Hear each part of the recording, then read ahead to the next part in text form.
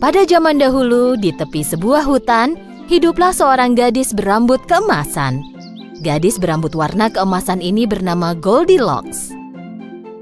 Dia memiliki ikal rambut yang sangat menawan, sehingga semua orang yang melihatnya terpukau. Tetapi di balik penampilannya yang manis, kadang-kadang dia suka berbuat nakal.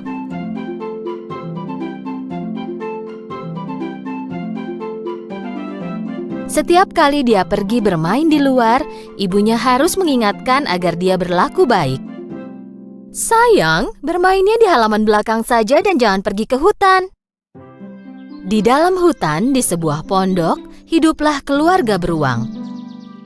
Papa beruang yang berbahu lebar, mama beruang yang berukuran sedang, dan bayi beruang. Mama beruang selalu bangun pagi untuk menyiapkan bubur oatmeal untuk sarapan. Satu pagi, bayi beruang bangun lebih pagi dari biasanya dan ingin memakan buburnya. Tetapi bubur itu terlalu panas. Mama, bisakah kita jalan-jalan di hutan sampai buburnya jadi dingin? Mama, papa, dan bayi beruang meninggalkan bubur mereka di meja dan pergi jalan-jalan. Pada pagi yang sama, Goldilocks bermain di halaman belakang sambil menunggu ibunya menyiapkan sarapan. Tetapi dia sangat bosan bermain di halaman yang sama setiap waktu, dan dia sangat penasaran tentang bagian hutan terdalam. Memangnya akan ada apa kalau aku cuma jalan-jalan? Dia melihat sekeliling. Setelah yakin tidak ada orang di sekitarnya, Goldilocks mulai berlari ke dalam hutan. Saat lelah, dia berhenti dan melihat sekeliling. Hutan yang indah, ada bunga, pohon. Kenapa aku tak pernah ke sini sebelumnya? Dia mulai berjalan masuk semakin dalam menembus hutan. Sementara itu, saat berjalan-jalan dengan keluarganya, bayi beruang melihat sarang lebah di cabang pohon. Sarang lebahnya besar sekali. Pasti banyak madunya. Papa, bisakah kita makan madu? Tidak, Nak. Madu itu milik lebah. Sarang itu adalah rumah mereka. Tak boleh masuk ke rumah orang dan makan makanannya. Tidak baik. Kalian benar. Kupikir aku harus menunggu sampai kita pulang untuk sarapan. Sementara itu, Goldilocks berjalan sendirian untuk waktu yang lama. Dan dia pun tersesat. Dia mencoba pulang tetapi tidak menemukan jalan yang benar. Dia sangat lelah dan lapar. Dia hampir menangis karena kelelahan. Lalu dia berjalan sedikit lagi. Akhirnya dia tiba di ujung jalan dan menemukan rumah keluarga beruang di antara pepohonan. Dia mendekati rumah itu dengan diam-diam. Berjalan mengelilinginya, tetapi dia tak melihat siapapun. Dia mengetuk pintu, tetapi tak ada jawaban.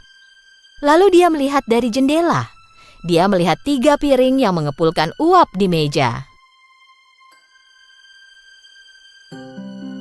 Dia pergi ke pintu lagi, dan kali ini mengetuk dengan keras. Pintu itu terbuka. Goldilocks girang. Dia melihat ke dalam dan berteriak. Apa ada orang di rumah? Karena tidak ada jawaban, dia pun masuk. Dia mendekati meja. Di atas meja ada 3 mangkuk bubur.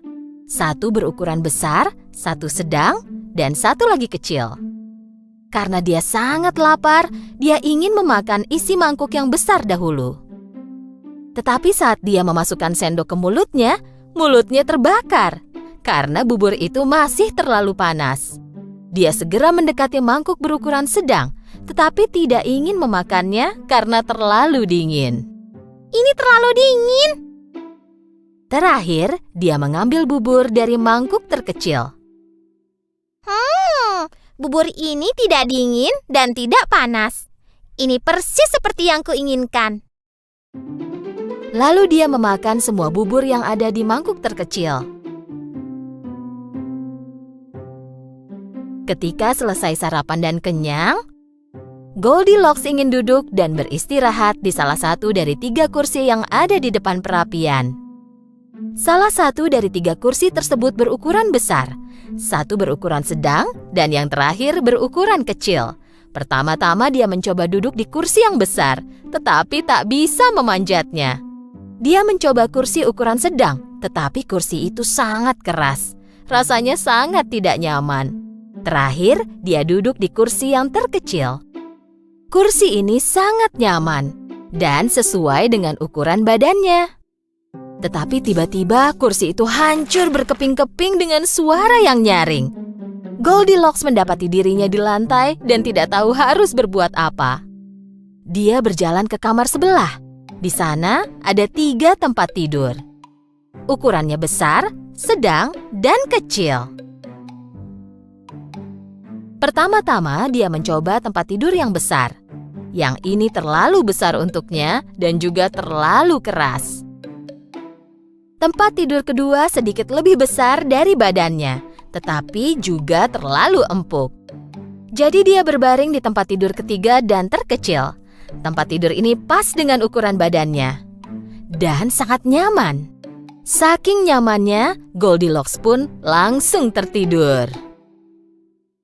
Sementara Goldilocks tidur, keluarga beruang kembali ke rumah. Papa beruang membawa kayu bakar yang dia kumpulkan untuk perapian. Mama beruang membawa buah beri segar, dan bayi beruang tak sabar untuk memakan buburnya. Ketika tiba di rumah, mereka langsung menuju meja makan. Papa beruang melihat mangkuknya dan sangat marah. Seseorang telah mencicipi buburku. Mama beruang juga melihat mangkuknya. Seseorang telah mencicipi buburku juga.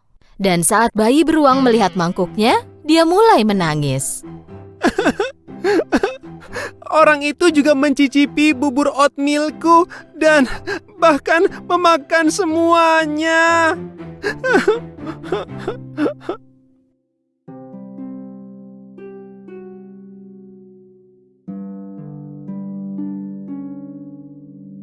Seseorang telah duduk di kursiku. Lihat, posisinya sekarang berubah. Lalu giliran mama beruang yang mengeluh. Seseorang juga telah duduk di kursiku. Dan sama seperti sebelumnya, bayi beruang mulai menangis lagi. Seseorang juga telah duduk di kursiku, tetapi menghancurkannya juga. Keluarga beruang pergi ke kamar tidur dengan penasaran. Seseorang telah berbaring di tempat tidurku. Lihat, berantakan sekali. Seseorang juga telah tidur di ranjangku. Seseorang telah berbaring di tempat tidurku juga, dan dia masih tidur di sana.